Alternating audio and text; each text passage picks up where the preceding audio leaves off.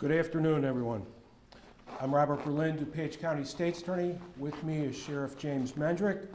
We have Eric Kramer, who is the Assistant Commander of the DuPage County Fire Investigative Task Force, Dave Zidane and Cheryl York, who are investigators with the DuPage County State's Attorney's Office, and Assistant State's Attorney Alyssa Rabelinski.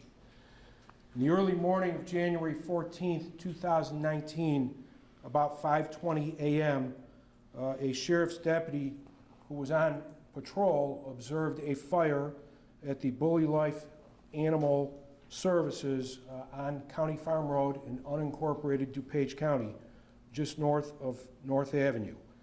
The deputy responded to that location, observed a fire that was inside the kennel, and made heroic efforts to save numerous dogs who were on the second floor of that kennel. Ultimately, the deputy and other firefighters who responded were able to save 22 of those dogs. 29 dogs who were at that kennel died as a result of this fire. Several dogs are noted as being missing or their bodies were not recovered. An investigation that lasted just over 6 months began into this fire and the surrounding circumstances. The DuPage County Fire Investigative Task Force and the Sheriff's Office investigated the fire, as well as investigators from the State's Attorney's Office. In the course of that investigation, they learned the fire was so intense that it burned through a staircase, rendering that staircase unusable, and burned a large hole through the floor of the second story where Garrett Mercado kept an apartment. Garrett Mercado was the business owner of Bully Life Animal Services.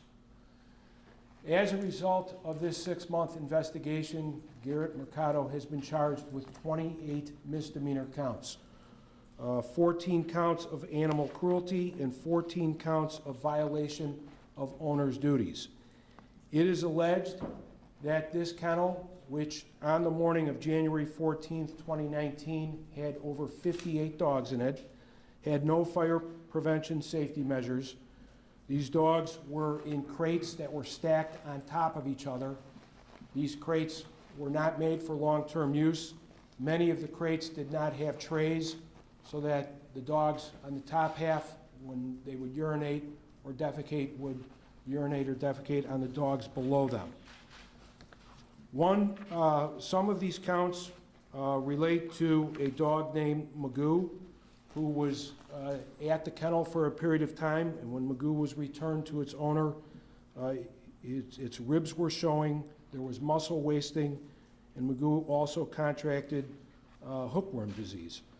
Some of these counts relate to a dog named Coco, who was tethered to a bar in the bathtub on the second floor of this structure.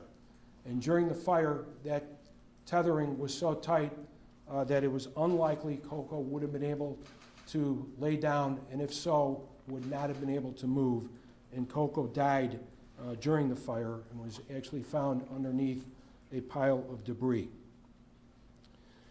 These charges allege actually 5 different dates involved in this investigation, beginning on January 12th, 2018, also July 23rd, 2018, May 8th, 2018, August 14th, 2018, and finally the morning of the fire, January 4th, 2019. It is alleged that this defendant, Garrett Mercado, did not provide adequate shelter to the dogs in his care, that the kennel had a foul odor throughout. There were urine stains, fresh and old feces in the kennels, and empty water bowls. It is also alleged that the defendant operated this kennel on January 14, 2019, as I said, with 58 dogs, but only 13 operational kennel runs. Many of these dogs were tethered, and again, the shelter did not have any precautions in case of a fire. It is also alleged that for almost a 5-hour period, Garrett Mercado was not at that kennel on January 14th, 2019, and no one was there to supervise these dogs during that period, and that is when the fire broke out. The allegations in this case that the defendant had 58 dogs in his care or custody, stacked in cages without adequate water or food, had dogs tethered in a manner restricting their movement, and left those dogs with no supervision whatsoever for over 5 hours, during which time a fire broke out, causing a number of these dogs to die, are absolutely horrific. These dogs lived in cruel and inhumane conditions, and they died a horrible death. The law mandates that an owner or a person in charge of the care and custody of an animal must provide humane care and treatment of the animals. The charges in this case allege that Garrett Mercado failed miserably in carrying out these duties. I want to thank the DuPage County Sheriff's Office and Sheriff Mendrick for all of their work in this case and the heroic efforts of his deputy in saving a number of these dogs. The State's Attorney's Office Investigations Unit, specifically Dave Zidane and Cheryl York, Assistant State's Attorney Alyssa Rabolinski, the Carroll Stream Fire Department, the DuPage County Fire Investigative Task Force, the Wheaton Fire Department, the West Chicago Fire Department, and also DuPage County Animal Control. All of these agencies were involved in the rescue of these animals and also in this investigation. As a result of the investigation, yesterday on July 10th, a $50,000 warrant was issued for Garrett Mercado. He was arrested last night at the Roselle Animal Hospital where he worked on that warrant, and he posted bond early this morning. His next court date is August 12th, 2019 in courtroom 4003 in front of Judge Brian Jacobs. At this time, Sheriff Mendrick would like to say something. Thank you, State's Attorney Bob Berlin. Thank you for coming out today. First, I want to echo the sentiments from State's Attorney Bob Berlin. I want to commend our Deputy Christopher Obrachta, who self-initiated this call. He saw the plume of smoke, drove to the call, and his quickness in responding to this call, I believe, saved most of the dogs that did survive. But I'm truly saddened to see any dogs be treated in this manner. You know, many times animals have no advocates. They can't report a crime committed against them. They can't tell somebody that they're being mistreated. That's why it's so important for public safety to step up as the guardian for those pets and animals that are being abused or neglected. This situation also created an environment where one of our deputies had to risk his life by running into a burning building to save these dogs. This should have never happened. We depend on our various pets and animals to give us comfort every day. And with that being said, we owe them proper care and treatment in return. I want to thank our State's Attorney, Bob Berlin, and his staff for working so closely with the Sheriff's Office and the Fire Investigation Task Force to ensure justice is served and something like this will never happen again. Thank you.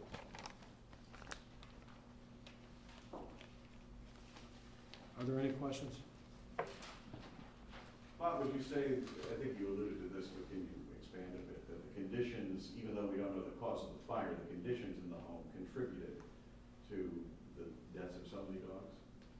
There's no question. The fact that you had so many dogs in such a small space, the way they were placed in cages on top of each other, many of them tethered, all of those factors contributed to the loss of so many dogs in this fire. Was this home suitable for him to be living at and also running a kennel underneath, or how was the home situated, and were there any violations before this that he should have been living there? The Department of Agriculture had been there previously, months before. At the time they were last there, I believe it was July of 2018. They did pass an inspection. At that time, however, there were 35 dogs that were there. On January 14th, when the fire happened, there were at least 58. Is that, you had mentioned several dates Is that one of the, those are the dates that they came to inspect, is that correct? Those were either the dates that they came to inspect or the dates that owners had picked up their dogs who had been there. Some of the counts relate to the mistreatment of those animals when they were there. So was this more like a boarding place or boarding shelter type area, or was it someplace where dogs who were abandoned would come there and have behavior issues? Because there's a little bit of So- confusion about that. It's a little bit of both. So many of these dogs came from shelters. And they were placed there to be trained so that they could be adopted. There were also some dogs that families had taken there just to board for, you know, a certain period of time. I'm curious as to why none of these charges add up to the felony level. Or did it? I don't think they did. No, they're all misdemeanors. It was an extensive investigation. The evidence that we have warrants the charges that were placed. We considered felony charges, but the evidence is insufficient to support felony charges. And the evidence is also insufficient to support any charges related to the actual fire itself. The cause of the fire is officially undetermined. And Bob, if found guilty, what's his punishment? What is he facing? On the Class A misdemeanors, those have a penalty of up to 364 days in jail. Each, No, total. They would all run concurrent. 364? 364 days, up to 1 year in jail on a Class A misdemeanor. Bob, can you say at all what it was about the evidence that didn't allow you to raise this to the level of a felony? All I can tell you is what the evidence did show. And I don't want to get into every single charge that we would have considered. I will say this regarding the evidence. The investigators in this case, the Fire Investigative Task Force, the Sheriff's Office, my investigators from the State's Attorney's Office worked long hours on this case, and it was a thorough investigation. Was there anything about the laws that you had to follow in this case that precluded you from, if the laws were written differently, could you have maybe pursued a felony in this case? I mean, I suppose that would be true in any situation. Was it just him living there? Yes, He was living by himself? yes, Okay, so there's nobody else in this case that may be facing charges or? correct. Can you all speak a little bit about, I mean, you made mention of the intensity of the fire. Was there any, beyond the obvious red flags that popped up when this occurred, is there any indication that, that he started this fire, but you just simply could not prove it based on the evidence? Is there anything No. that? No, I do want to make it clear, there is no evidence that the fire was intentionally set. It is, the official cause is undetermined, but we really have no evidence to suggest it was an arson or an intentionally set fire. You said that he wasn't home at the time. Do we know where he was during that 5-hour period where this occurred? I want to limit the comments that are made here to what's contained in the public record. It was a thorough investigation, but unfortunately, I'm bound by certain rules. Bob, a bit of housekeeping. Was this unincorporated area? This is unincorporated DuPage County, which is why the DuPage County Sheriff has jurisdiction. And closest to Carroll Stream, West Chicago? Carroll Answer Stream. that. Okay. Looking back on it, should this kennel have been disbanded? Should it have lost its license? Should it not been in operation? Well, certainly, I can speak to the conditions on the morning of the fire. On January 14th, with 58 dogs in that kennel in those conditions, there's no way that kennel should have been operating. Is he known to have employees? Does he have people working for him?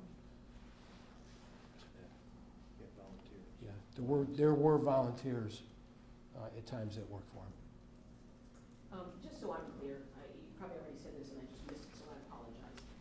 The dates that you gave, the January, the July, the May, what exactly are those dates? What do those dates represent? So those dates are days that we've alleged, he violated, you know, the duties of an owner as well as animal cruelty. There's different animals involved on different dates. And you came to that conclusion because owners came back with, like you were referring to that one dog who came back and said, oh, my dog is different than when I dropped him or her off. That was part of the investigation, yes. But that wasn't brought to your attention until after the fire? Well, right. I mean, the investigation really began on the day of the fire. So,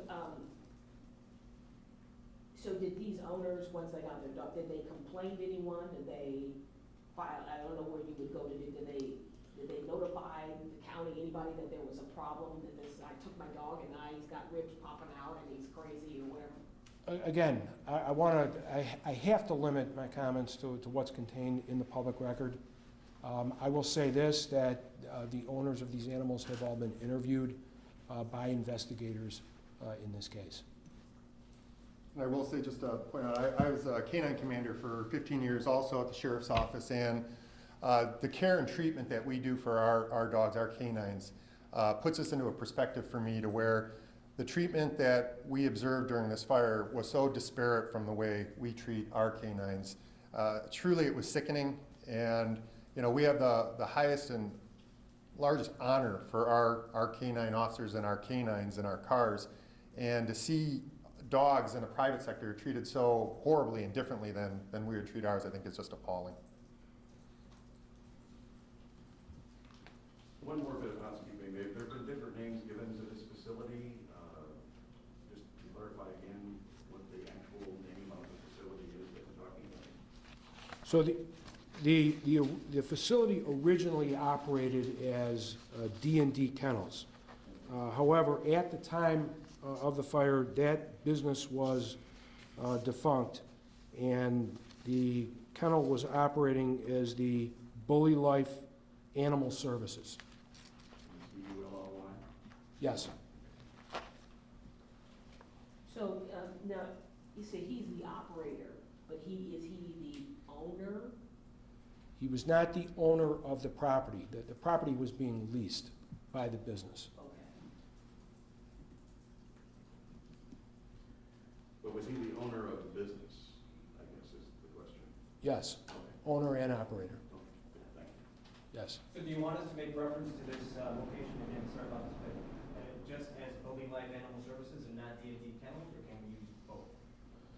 Well, I think Bully Life Animal Services is really the name of the business that was operating on the day of the fire. And I asked just because I've seen D&D in a lot of the In- reports, so. And I know, and there was still a sign at that location that said D&D Kennel.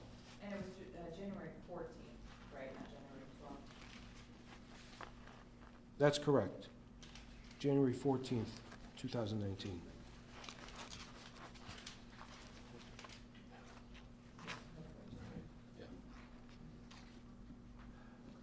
Thank you.